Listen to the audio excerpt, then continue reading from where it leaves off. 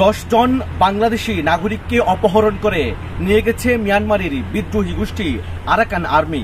গতকাল 1 মে উকিয়ার রহমতের বিল সীমান্ত এলাকা দিয়ে তারা মাছ ধরতে গিয়েছিলেন নাফ নদীতে। সেখান থেকেই সকাল 8:30টার দিকে এই 10 জন বাংলাদেশি নাগরিককে তারা ধরে নিয়ে যায়।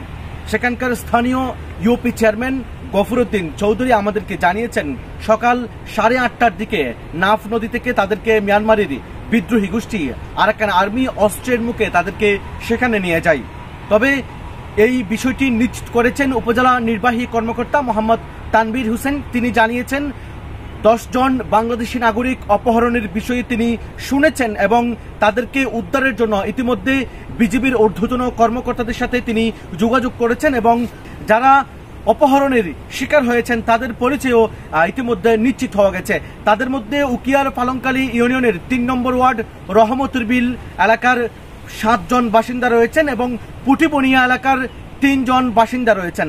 আমরা তাদের পরিচয় নিশ্চিত করতে পেরেছি। তারা হলেন উকিয়ার পালংকালী ইউনিয়নের 3 নং ওয়ার্ড রহমতুর বিল এলাকার 7 জন এবং একই এলাকার পাশাপাশি এলাকা পুটিবনিয়া এলাকার 3 জন। পুটিবনিয়ার 3 জন হলেন মোহাম্মদ উসমান এবং উসমান গনি আবুল হাসিম।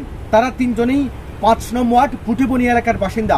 অন্যদিকে যে 7 জন রহমতুর বিলের ছিলেন তারা হলেন সাইফুল ইসলাম, আব্দুর রহমান, আব্দুর রহিম, আইবুল ইসলাম, জানে আলম, আনোয়ার এবং সোহান।